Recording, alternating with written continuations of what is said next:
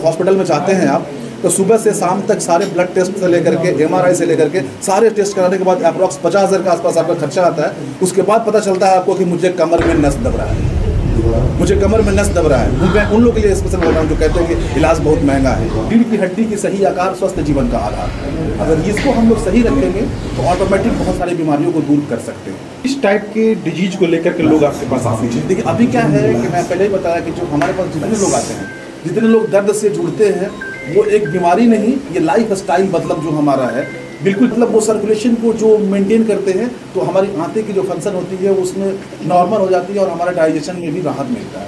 तो ये सब सारी इस प्रकार की बीमारियां जो हैं जो हम लोग ठीक करते हैं। सर हमारे पास आएंगे तो हमारा काम क्या है कि हम लोग ये स्पाइन पे काम करते हैं। जैसे हमारे पास आए तो हम लोग जैसे इसको टच करते हैं, आप देखे होंगे मेरा बहुत सारा वीडियो, मेरा ये फिंगर ऐसे देखते होंगे पालपेट करते हैं करके बहुत सारे डॉक्टर लोग MRI कराने के बाद में डायरेक्ट जो है सो उसको ऑपरेशन सजेस्ट कर देते हैं। हाँ, उन लोगों के लिए क्या करिएगा सर? देखिए LS हो गया लंबर स्पाइन, DLS हो गया डोर्सल लंबर स्पाइन, ठीक है। जो बातें गांव तक नहीं पहुंचती थी वो आप लोग के माध्यम से पूछ रहा है, उसके लिए तो सबसे पहले एक बहुत सारी वो धन्यवाद मैं देना चाहूँगा आप लोगों को। और मैं ये कह रहा हूँ कि ऑर्थोपेडिक जो है एक तरह से देखा जाए तो हमारा जो सेशन है ऑस्टियोपैथी एंड कैरोप्रैक्टिक है। इसमें होता क्या है कि हम लोग जो ट्रीटमेंट करते हैं बिना मेडिसिन और बिना सर्जरी का, इसमें क्या है नॉलेज के लोगों को कमी है हमारे गाँवों में। होता क्या है कि जैसे कि जनरली होता क्या है कि कमर दर्द किया हम लोग डायरेक्ट दवा ले लेते हैं, और नहीं तो मान लीजिए कभी अगर गर्दन दर्द हुआ, हाथों में दर्द हुआ तो सही जगह नहीं पहुँच करके कहीं और पहुँच जाते हैं और मेडिसिन पर टोटली डिपेंड हो जाते हैं। कहीं ना कहीं ये हम लोग क्या करते हैं अपने हेल्थ के साथ खिलवाड़ करते हैं। तो इसमें होता क्या है कि स्पाइन के बहुत सारे ऐसे प्रॉब्लम हैं जो हम लोग बिना सर्जरी और बिना मेडिसिन के भी ठीक कर सकते हैं, मतलब थोड़ी बहुत एक्सरसाइजेस और थोड़ी बहुत अपने आप के लाइफ स्टाइल में चेंजिंग ला करके। किस टाइप के डिजीज को लेकर के लोग आपके पास आ सकते हैं? देखिए अभी क्या है कि मैं पहले ही बताया कि जो हमारे पास जितने लोग आते हैं, जितने लोग दर्द से जुड़ते हैं, वो एक बीमारी नहीं, ये लाइफ स्टाइल मतलब जो हमारा है बिल्कुल चेंज हो चुका है। खड़ा होने का तरीका, बैठने का तरीका, सोने का तरीका, तो ये कहीं ना कहीं हम लोग अपने आप मतलब हेल्थ से खुद खिलवाड़ कर रहे हैं। ऑफिस में देखेंगे जिनका लॉन्ग सिटिंग होता है, लंबे समय तक बैठते हैं, जैसे सॉफ्टवेयर इंजीनियर्स हो, बैंकर्स हो, ये सब सारे जितने रहते हैं तो उन लोगों को क्या होता है कि कहीं ना कहीं अपने बॉडी को आराम देने के चक्कर में पोस्चर चेंज करके बैठते हैं। तो उसमें क्या होता है कि हमारा कहीं ना कहीं स्पाइन आकर के कंप्रेस करता है ब्लड वेसल्स को, ब्लड सर्कुलेशन नहीं होने देता है, जिसके कारण दर्द होता है, चक्कर आता है, किसी को सर में दर्द, किसी को चक्कर आना, किसी को पैरों में दर्द, सूना पड़ जाना। इन दिनों कॉमन सा बीमारी हो जाए इंडाइजेशन, डाइजेशन से रिलेटेड प्रॉब्लम बहुत सारे लोगों को हो रही है। तो उसमें क्या है कि हमारा काम है कि हम लोग विसरल मैनिपुलेशन की ऑस्टियोपैथी का टेक्निक है, उसमें क्या है कि इंटरनल जितने पेट के ऑर्गन होते हैं, जैसे स्प्लीन हो गया, लीवर हो गया, ड्यूडेनम हो गया, आपका पेनक्रियाज हो गया, उस स्मॉल इंटेस्टाइन, लार्ज इंटेस्टाइन, वो सब चीज़ों को हम लोग एक्टिवेट करते हैं और एक्टिवेट करके मतलब वो सर्कुलेशन को जो मेंटेन करते हैं तो हमारी आंतें की जो फंक्शन होती है उसमें नॉर्मल हो जाती है और हमारा डाइजेशन में भी राहत मिलता है।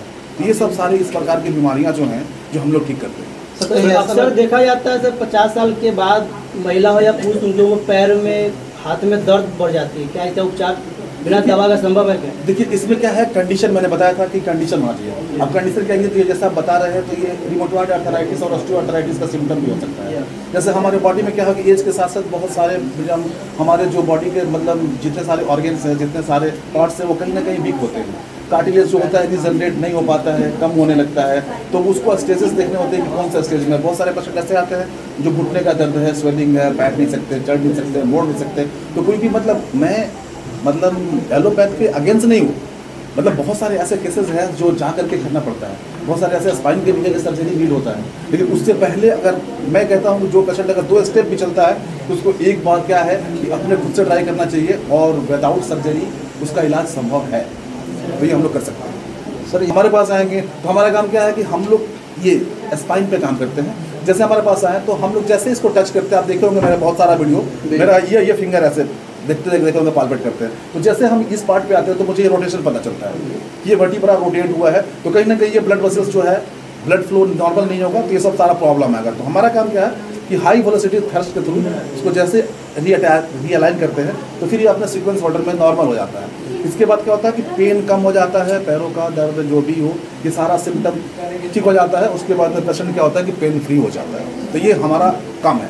सर गांव में बहुत सारे ऐसे लोग हैं जो इस चीज़ से बहुत परे हैं, तो क्या ऐसा लग रहा है कि इस चीज़ को मतलब गांव में भी अवेयरनेस होना चाहिए? नहीं, देखिए गाँव का मतलब जो है ना, यहाँ पे कुछ ऐसे लोग होते हैं जो मिसगाइड करते हैं। बिल्कुल। होता क्या है कि उन लोगों को ऐसा समझ में आता है कि ये जैसे सपोज ये क्रैक कर दिया, ये क्रैक करना ही कैरोप्रैक्टिक है। तो ये क्रैक करना कैरोप्रैक्टिक नहीं है, इसके लिए इसके पीछे बहुत सारी मतलब हमारी मेडिकल साइंस है जो काम कर रही है, जो इसके साथ मतलब क्या, अगर ये हमारा फिंगर भी है तो फिंगर में कौन कौन सा मसल्स है, कौन कौन सा बोन है, किसका कितना डिग्री मूवमेंट है, ये जानना जरूरी होता है। क्रैक करना कैरोप्रैक्टिक नहीं है। और जो गाँव में जो मिथ जो है कि ऐसा है वैसा है, गाँव में ट्रीटमेंट कहीं मतलब नुकसान तो नहीं हो जाए, ऐसा तो नहीं हो जाए, तो कुछ मतलब ऐसे ऐसे लोग भी हैं जो मतलब गलत इन्फॉर्मेशन दे करके लोगों को मिसगाइड भी करते हैं। तो लेकर के बहुत सारे डॉक्टर लोग एमआरआई कराने के बाद में डायरेक्ट जो है सो उसको ऑपरेशन सजेस्ट कर देते हैं। हाँ। उन लोगों के लिए क्या करिएगा सर? देखिए एलएस हो गया लंबर स्पाइन, डीएलएस हो गया डोर्सल लंबर स्पाइन, ठीक है। उसमें होता क्या है कि जैसे हम लोग का मेन बेस होता है, जो आप बात किए, ये आपका लंबर स्पाइन होता है। 5 4 3 2 1 लंबर 5 होता है। यही से हम लोग का क्या होता है कि दोनों पैरों का जितना ब्लड सर्कुलेशन होता है यहीं से जाता है। आपके स्टमक से लेकर के सेक्सुअल डिसऑर्डर जितने सारे होते हैं ये सब यही से होते हैं, यूरिनरी ब्लैडर वगैरह सारा।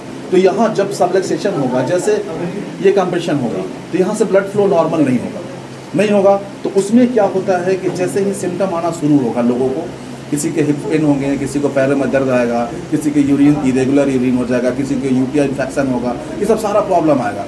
जब यहाँ से हम लोग इसको करेक्ट करते हैं तो ब्लड सर्कुलेशन, जैसे हमारा खाना है दाल चावल रोटी जो भी हो, तो वैसे हमारे बॉडी का खाना है ब्लड के थ्रू ही सारा वो बॉडी को पहुँचाता है। जब ब्लड उस पार्ट को नहीं पहुँचेगा तो वो पार्ट वीक होगा। तो जैसे ही देखिए एक सिंपल सी बात है, रीढ़ की हड्डी की सही आकार स्वस्थ जीवन का आधार है। अगर इसको हम लोग सही रखेंगे तो ऑटोमेटिक बहुत सारी बीमारियों को दूर कर सकते हैं।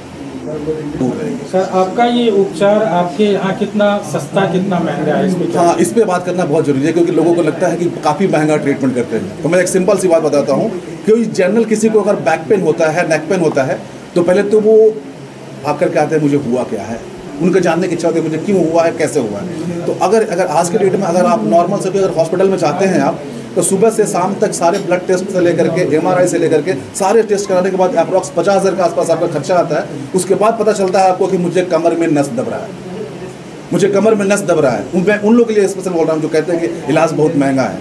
तो शाम तक आपको ये पता चलेगा कि बस कमर में नस दब रहा है, 50,000 आपके खर्च हो चुके हैं। उसके बाद में जो मेडिसिन चलेगा वो अलग, उसके बाद जो बॉडी के साथ जो खिलवाड़ होगा, जो कि दर्द की गोली लेते थे पहले के, क्या होता था कि हम लोग बहुत दूर दूर तक सुनते थे किसी को उसका किडनी खराब हो रहा है, लेकिन अब क्या देख रहे हैं घर में किसी का खराब हो रहा है। रीज़न क्या है? कमर दर्द किया गोली खा लिए, सर दर्द किया गोली खा लिए। तो थोड़ा इस सब चीज़ों से परहेज़ करना है। तो इस बात में बताता हूँ, मेरा जो फी है, मैं अप्रॉक्स 1% पे अगर देखा जाए तो मैक्सिमम मेरे 80% पेशेंट 3 सेशंस में ठीक हो जाते हैं, 3 ट्रीटमेंट में ठीक हो जाते हैं मैक्सिमम। 100 में 80% पेशेंट 3 सेशंस में ठीक हो जाते हैं। बहुत सारा ऐसा रियल केसेस होता है 20 साल 25 साल पुराना कोई प्रॉब्लम लेके आएगा, थोड़ा टाइम तो देना पड़ेगा। तो वैसे पेशेंट को अगर मान लें मैक्सिमम खर्चा अगर 30,000 भी आता है तो वो मतलब खर्च क्या है, एक तो वो उनका टाइम भी बचता है और उतना ज़्यादा हेडेक भी नहीं है। और एक जो सबसे बड़ी चीज़ होती है वार्ड, जो एक डायग्नोसिस के बाद जो वार्ड मिलता है लोगों को, लंबर लॉर्डोसिस, लंबर मतलब कि ये आपका कुछ भी एक पार्ट जो वार्ड, उस वार्ड को क्या होता है पेशेंट पढ़ लेता है और उसको सर्च करना शुरू करता है गूगल पे। सबसे बड़ा प्रॉब्लम ये है, और वो उस बीमारी को लेकर डिप्रेशन में चला जाता है कि मुझे अब ये हो गया, अब इसका अगला स्टेज क्या होगा, अगला स्टेज क्या हो गया। उसमें कभी ये भी पढ़ लेता है कि इसके बाद पैरालिसिस भी मार दे। अब उसको लेकर के बहुत पैनिक होता है। तो थोड़ा सा डरे नहीं, इसको आराम से ले और फिजिकली एक्टिविटी करें और थोड़ा सा डेली लाइफ में 5-10 मिनट जो भी हो मॉर्निंग का अपने आप को खुद को दे, तो आप इससे बच सकते हैं। बहुत बहुत शुक्रिया सर।